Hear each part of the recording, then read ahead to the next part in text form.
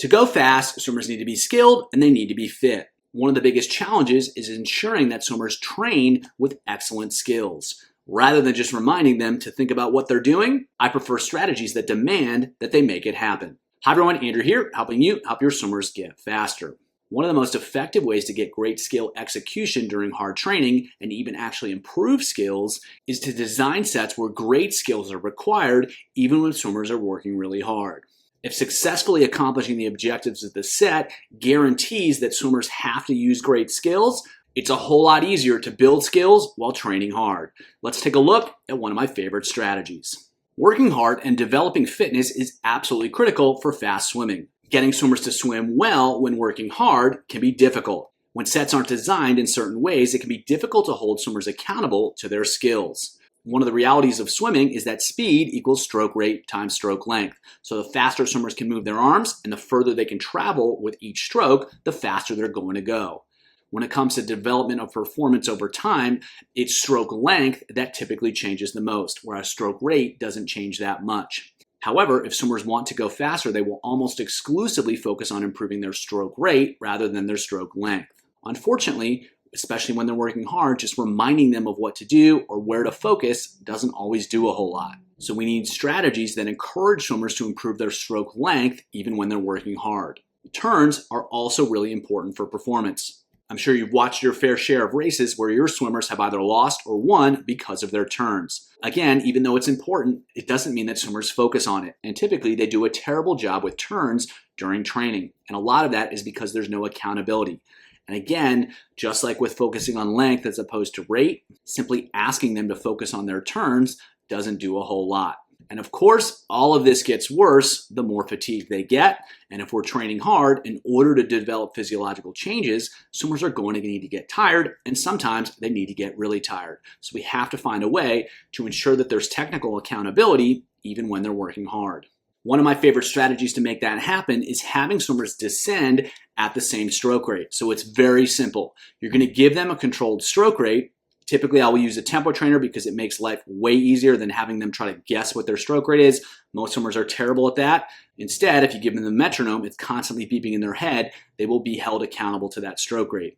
And then you ask swimmers to get faster and faster across the course of a set, but they're not changing their stroke rate.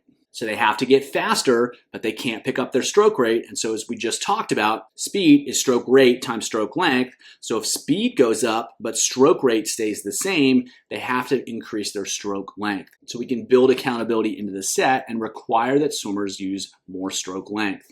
And so we have instant accountability because we have objective numbers. So again, they have to get faster, but they can't pick up their stroke rate. They have to swim better. They have to improve their stroke length. And the other aspect of it is they have to continue to stay disciplined with their walls. So they can't compensate by trying to swim faster on the surface by picking up their stroke rate. So if they're losing speed on the wall, they're not breaking out effectively, they're not turning effectively, they're not streamlining effectively, they're not pushing off the wall effectively, they're going to lose speed on all of those. And with this strategy, some swimmers are going to figure out that if they're just better and better with their walls, they can descend even if they don't change their surface swimming. So in either case, if they're swimming at the same stroke rate and they're getting faster, they're either improving their turns, they're either improving their stroke length, or they're doing both. And the best part is that it's non-negotiable. The stroke rates were either the same or they weren't, and the speed was either faster or it wasn't. So swimmers have to make a change, and if they don't, they know they're not executing up to the standard that's expected, and they're going to have to do something different.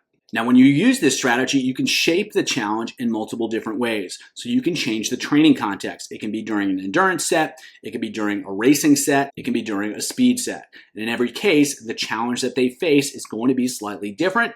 And depending on what you want to accomplish, you just change the context and you change what they're learning. You can also challenge skills in specific ways. So for instance, if we give them different training aids, that's going to affect things.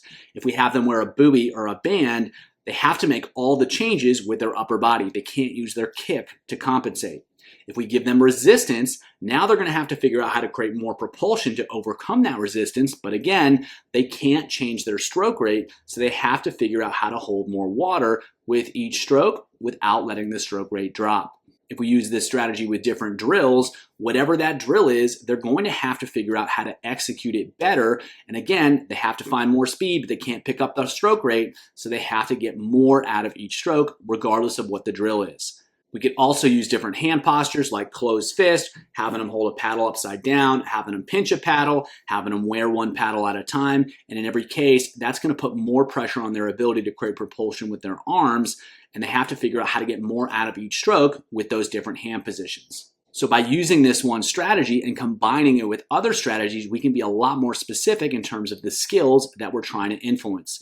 Now, when using this strategy, it's really important to choose appropriate stroke rates. So if you're doing an endurance set and you're giving them stroke rates that are appropriate for sprints, they're really going to struggle because they can't sustain that stroke rate. Likewise, if you use stroke rates appropriate for endurance sets during sprint sets, they're probably going to struggle to create enough speed. So when designing a set, it's about figuring out what's going to be the right stroke rate for certain swimmers. And again, it doesn't have to be super precise. You just have to get it in the right general area, and things tend to work really well. So this set has an endurance freestyle focus. They're going to go 2 rounds through. They're going to go 3 200s. The first 100 is with a buoy. The first 50 is with closed fist. And they're going to descend those 1 to 3 at the same stroke rate. So we've got a buoy to focus on the upper body. We've got closed fist to help them learn how to use the forearm better. And they have to descend those 1 to 3 at the same stroke rate. So same stroke rate, but they're trying to get faster as they go.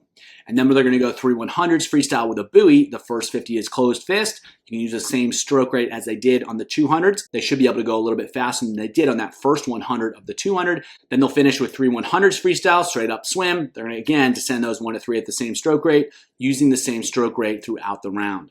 Then you can repeat that again, and second round, they can see if they can descend down to faster. 1, that means they're working harder, but 2, they're also swimming more effectively. So as they descend, there's going to be a bigger physiological challenge, but also it means that they're executing their skills at a higher level if they're staying at the same stroke rate.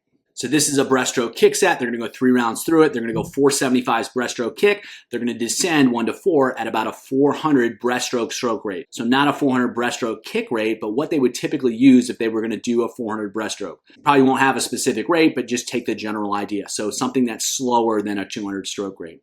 Then they're going to go 250s. Number 1, 2 kicks, 1 pull. Number 2 is breaststroke. It's solid. So they're practicing executing the kicking skills into some more actual swimming. Then they're going to go 450s, breaststroke kick, descend 1 to 4 at 200 rate.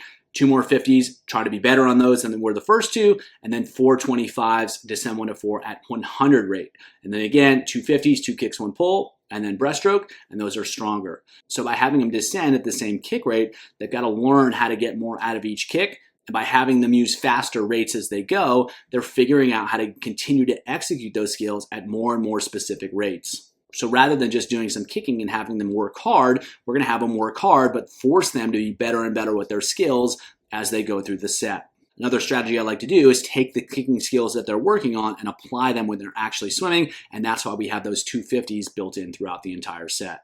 So it's a simple way to really work the legs while at the same time developing their skills. So this set is a butterfly set, more speed oriented. So they're going to go 2 rounds through, 325s butterfly with a parachute. They're going to descend 1 to 3 to fast at 200 rate.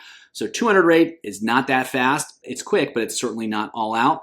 So they're trying to see how fast they can go at that rate, be a little bit better each time. How are they going to do that? They've got to figure out how to time it better, how to have better alignment, how to create more propulsion. And because they have the parachute on, they're going to have to really create more propulsion because of the extra resistance. Then they're going 325s butterfly, descend 1 to 3 to fast at 200 rate. Again, we take the resistance off. Can they execute those same skills in normal conditions? Then we'll go 325s drag socks, same idea, but now we're putting more pressure on the legs, so they've got to be really effective with the kick throughout the stroke cycle. And again, how fast can they go? Can they step it down each time without picking up the rate? They've got to swim better. And then 3 more 25s, descend 1 to 3 to faster, see if they can go faster than they did on those second set of 325s. And again, in order to do that, they have to swim better. So 2 rounds through that, and then they should be swimming pretty well. They should be pretty locked in with their skills, and we'll finish with 125 butterfly fast. So the idea here is to work on speed, but do so in a way that requires swimmers to swim really, really well. And because their stroke rates are capped, the only way they can go faster is by swimming better. For more on how to use stroke rates to help your swimmers go faster, check out the video below.